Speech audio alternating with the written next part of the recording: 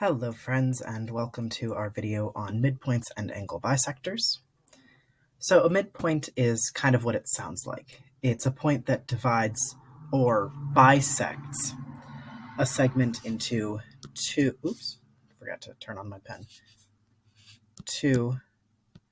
congruent segments.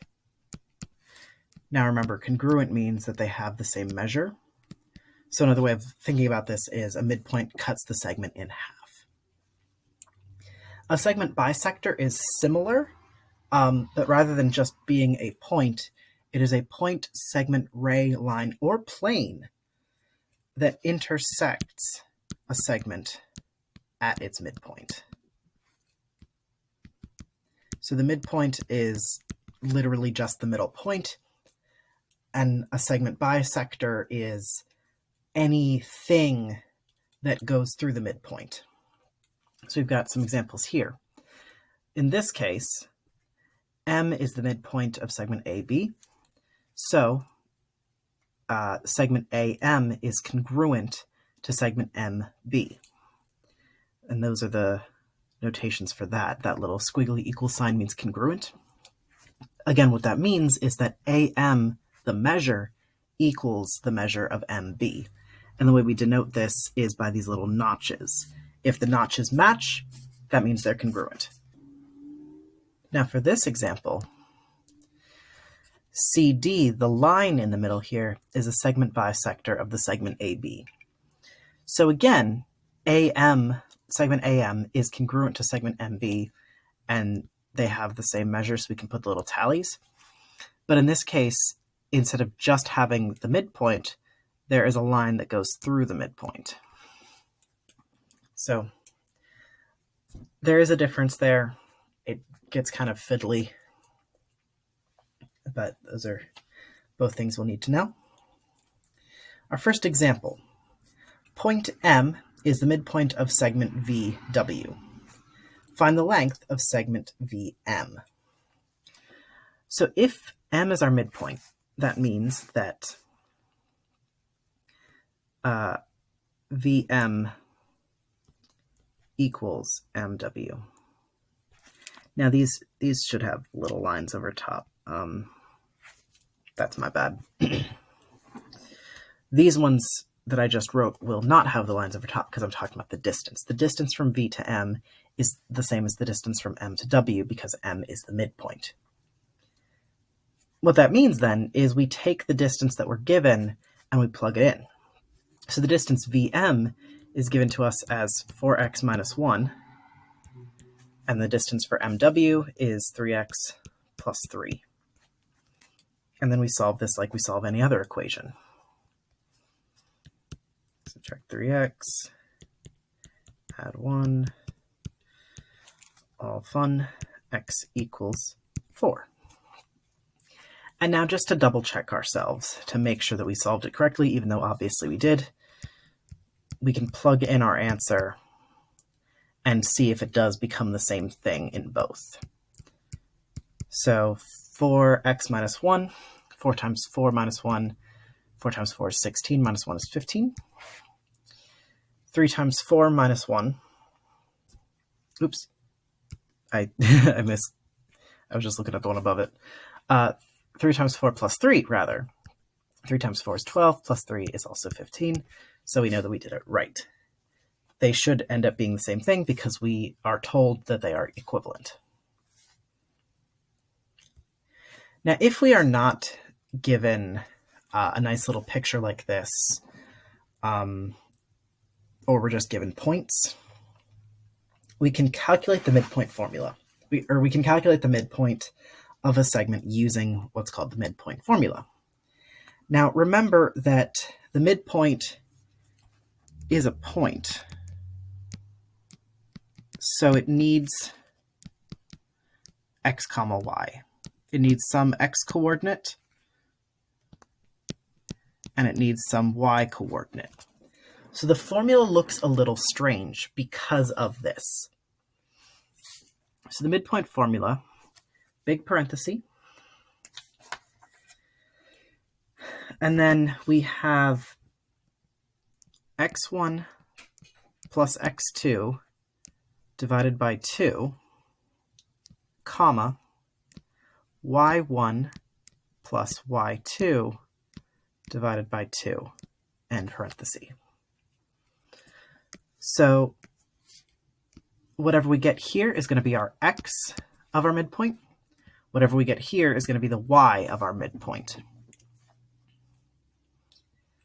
Let's get some practice with that. So find the midpoint of the segment with the given endpoints. So A is -4, 2, so that's going to be our x1, y1, and B is 9, 3, that's our x2, y2.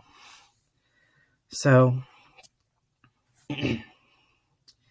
following the formula, x1, -4, plus x2, 9, divided by 2, comma, y1, which is 2, plus y2, which is 3, divided by 2. And then we go ahead and we simplify. So -4 plus 9 is 5, 5 over 2. 2 plus 3 is 5, 5 over 2. And you can leave it as 5 over 2, comma 5 over 2, or you can change it to 2.5, comma 2.5, whatever is your preference. It'll work either way. 2.5 is probably easier to graph, but we're not necessarily graphing here.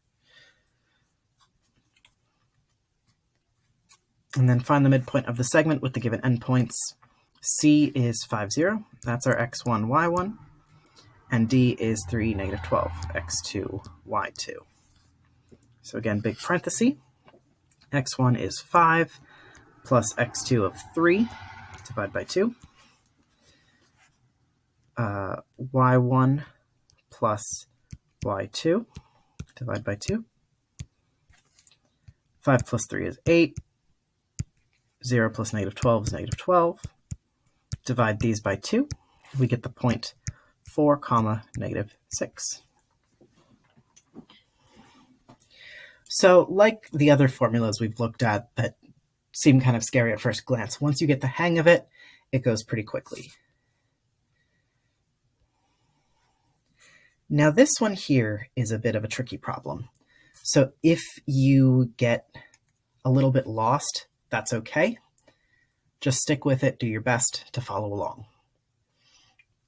In this case, we're asked to find the endpoint of a segment when we're given one of the endpoints and the midpoint. So this gets a little bit trickier. So let's remember that, okay, our midpoint, in this case, it's going to be 4, comma 2. But the formula for it is x1 plus x2 divided by 2, comma, y1 plus y2 divided by 2, and that equals our midpoint. So obviously because of the pen on the computer here, I have to write kind of big, so I'm going to be erasing some stuff. So we are given our x1, y1.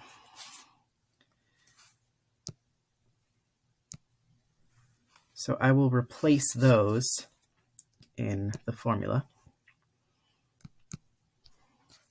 And we're also given our midpoint.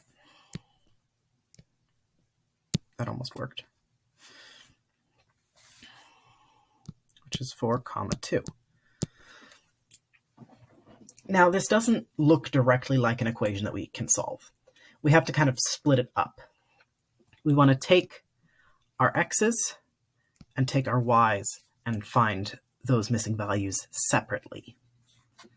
So for the x's, our equation becomes 7 plus x2, whatever that ends up being, divided by 2 equals 4. Because whatever this is going to equal that when we simplify it. So now we solve this equation, multiply by 2 on both sides. 7 plus x2 equals 8. Subtract 7. Looks like our x2 value is 1. Cool. Similarly, with our y value, and obviously I ran out of room, my apologies. Do your best. Same idea. We set it up with this equaling that, because that's what it's going to equal when we simplify it. Again, multiply by 2 on both sides.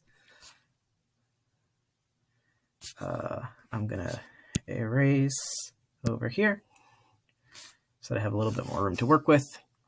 So negative 8 plus y2 equals 4.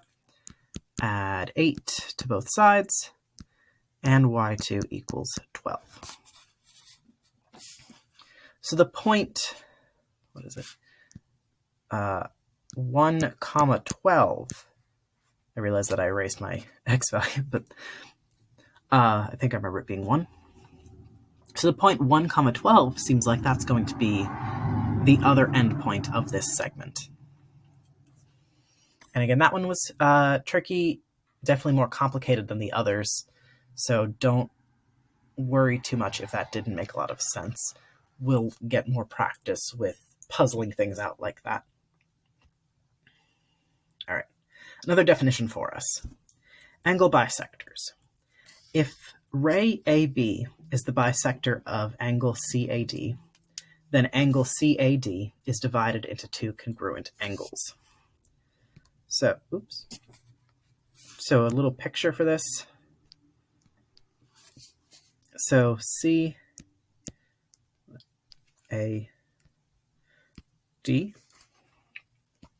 and then with ray AB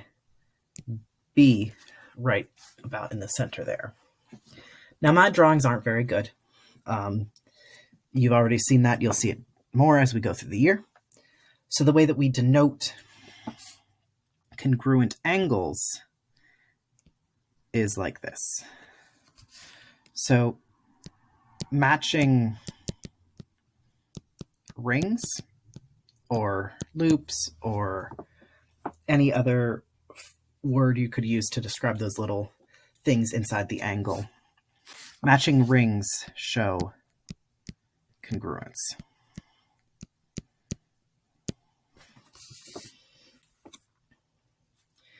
So angle bisector is a ray that goes through the angle that splits it into two equal parts.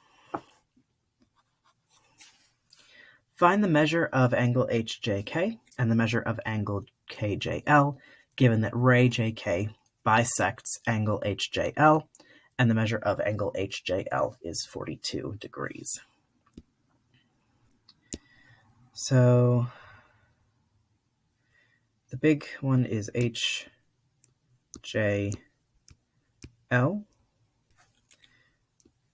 with K in the middle there. So we're told that it bisects, so matching rings, matching loops. And we're told that the big one, the HJL, is 42 degrees. Now, if it bisects that big angle, that means that it cuts it in half.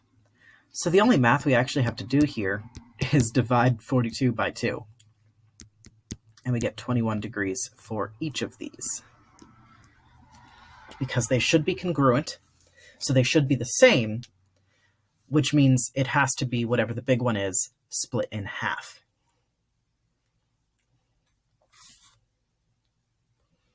All right.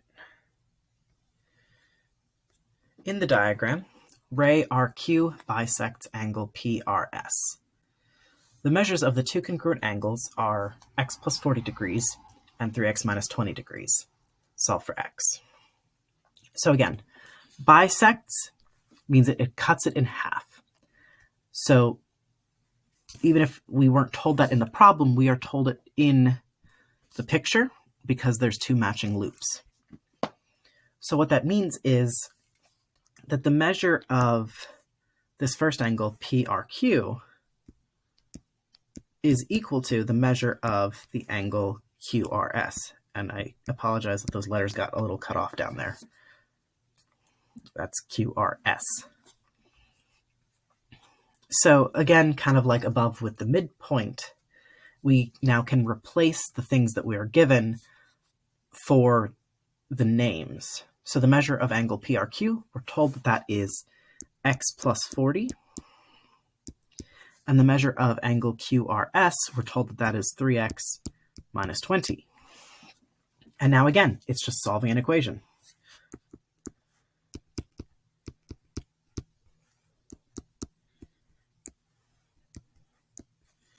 So we have 60 equals 2x divided by 2.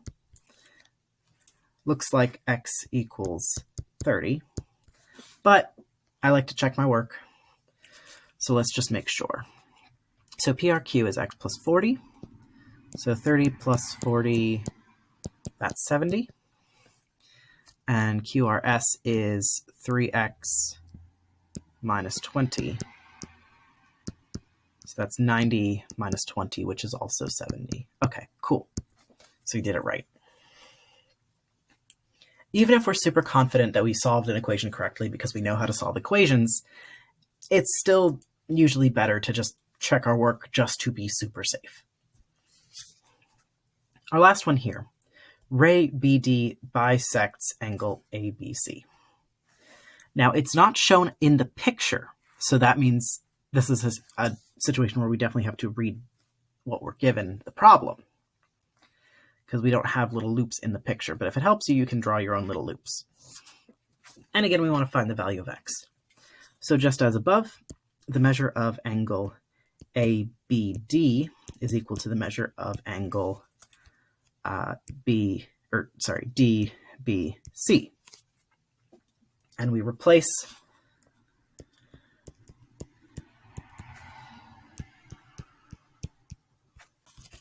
and I think you can do it from here. So when I check this, I'll want to see what x equals. I'll want to see your work for that. But I know we know how to solve equations, so it should be pretty quick. All right, see you soon.